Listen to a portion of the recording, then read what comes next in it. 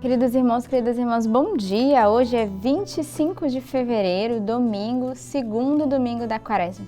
Domingo é dia de reunirmos a nossa família, dia de celebrarmos o dom da Eucaristia, de irmos à Santa Missa todos juntos. Estamos aí chegando no segundo domingo da Quaresma, o tempo está correndo. Há 2 dias atrás parecia ainda era quarta-feira de cinzas e nós já estamos no segundo domingo da Quaresma, nesse movimento de conversão do nosso coração. E já 25 de fevereiro, o mês está quase acabando. Daqui a pouquinho nós vamos olhar, já estamos vivendo a grande graça da Páscoa, da ressurreição do Senhor, que é isso que a Quaresma nos proporciona, essa preparação, esse caminho de encontro pessoal com Jesus, esse caminho de conversão e, sobretudo, de purificação. E hoje a pergunta é: o que você precisa ser purificado neste dia? O que você precisa viver essa conversão, essa mudança, né? Essa radicalidade interior para chegar a esse caminho de santidade e para poder contemplar essa glória da Páscoa, da ressurreição, passarmos da morte para a vida, sairmos da tristeza, do desânimo para juntos celebrarmos e cantarmos a glória de Deus, celebrarmos as maravilhas do Senhor que realiza no meio de nós e que vai realizar ao longo destes dias. Hoje a liturgia da palavra nos traz na primeira leitura retirada do livro do Gênesis.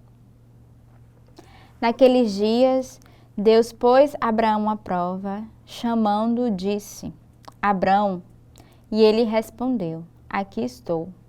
E Deus disse: Toma teu filho único, Isaque, a quem tanto amas. Dirige-te à terra de Moriá e oferece-o aí em holocausto, sobre o monte que eu te indicar. Chegados ao lugar indicado por Deus, Abraão ergueu um altar, colocou a lenha em cima, amarrou o filho e o pôs sobre a lenha em cima do altar. Depois estendeu a mão, empunhando a faca para sacrificar o filho.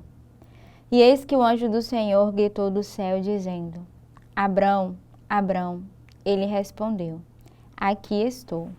E o anjo lhe disse: Não estendas a mão contra teu filho, e não lhe faças nenhum mal. Agora sei que temes a Deus, pois não me recusaste teu filho único. Abraão, erguendo os olhos, viu um carneiro preso no espinheiro pelo chifre.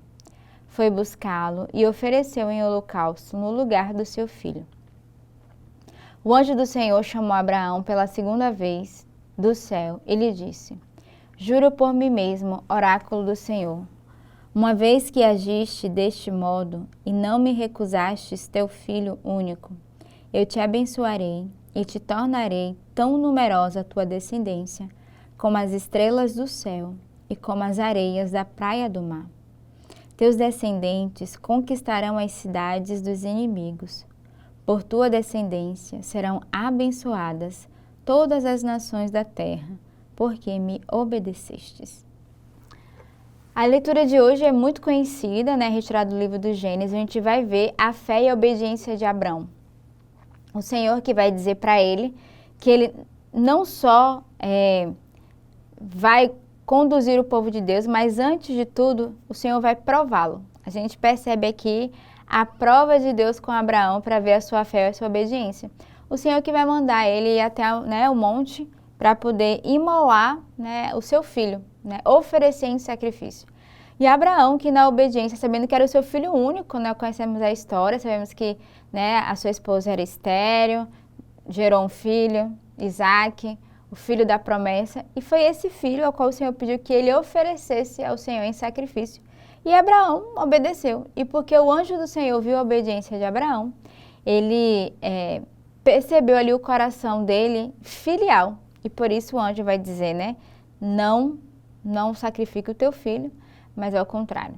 Por causa da tua obediência, o Senhor não só vai dar a ele a graça de permanecer com seu filho, mas que vai dar a ele uma fecundidade, uma posteridade tão grande, uma descendência tão grande como as estrelas do céu e como as areias da praia, ou seja, incontáveis.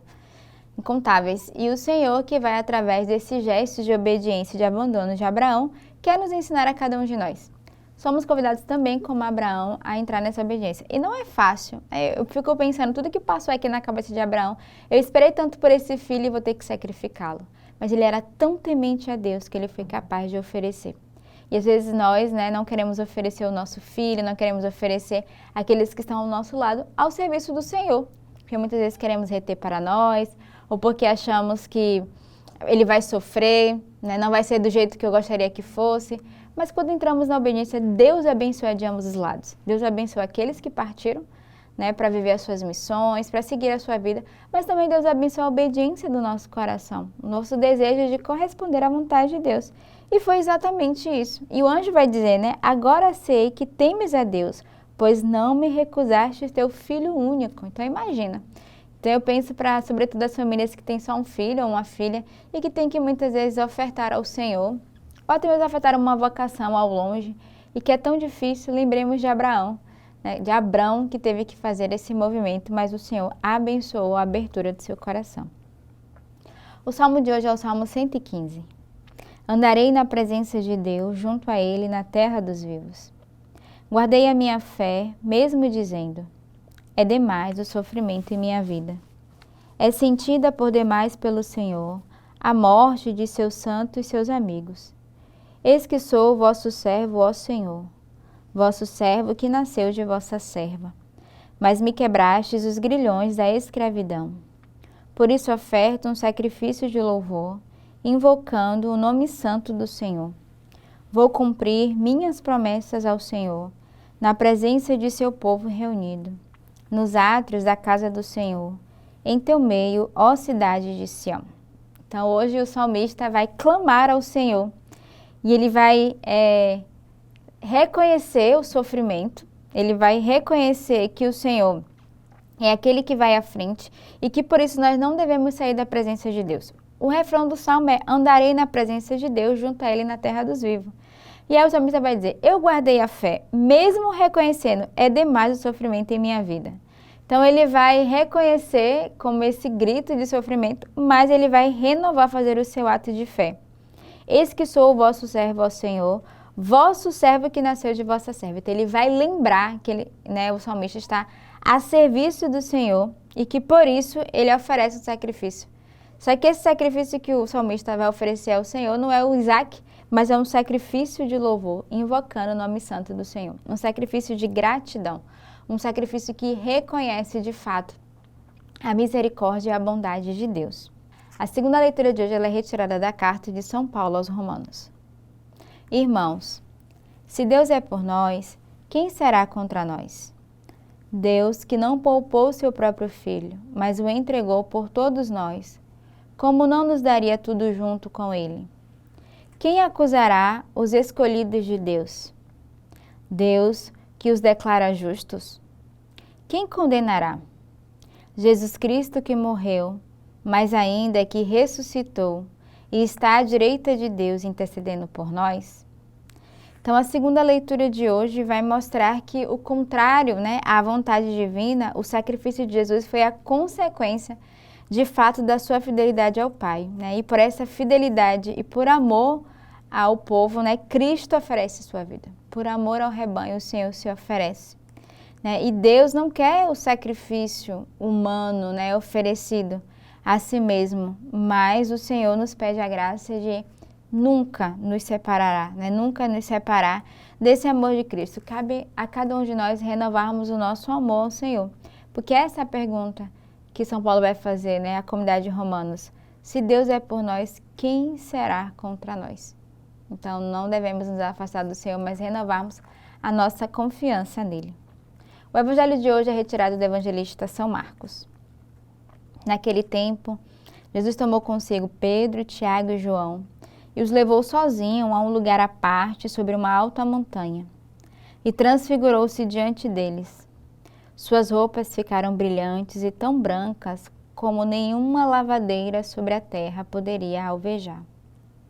Apareceu-lhes Elias e Moisés e estavam conversando com Jesus. Então Pedro tomou a palavra e disse a Jesus: Mestre, é bom ficarmos aqui. Vamos fazer 3 tendas, uma para ti, outra para Moisés e outra para Elias. Pedro não sabia o que dizer, pois estavam todos com muito medo. Então desceu uma nuvem e os encobriu com sua sombra. E da nuvem saiu uma voz: Este é o meu filho amado, escutai-o, o que ele diz. E de repente, olhando em volta, não viram mais ninguém, a não ser somente Jesus com eles.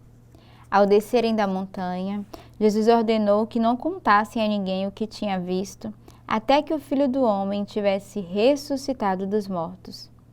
Eles observaram essa ordem, mas comentavam entre si o que queria dizer ressuscitar dos mortos. O evangelho de hoje é o evangelho da transfiguração, um evangelho bem conhecido e que vai mostrar de fato que a transfiguração é como uma antecipação, da ressurreição e é o sinal da vitória do projeto de Deus. E nessa cena, Moisés e Elias estão aqui para representar justamente o Antigo Testamento.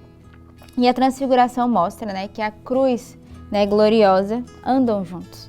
Então devemos pedir ao Senhor a graça de nós também sermos transfigurados, de vivermos de forma sobre a luz, resplandecente, para encontrarmos o próprio Cristo que ressuscitou e que ressuscitará no meio de nós.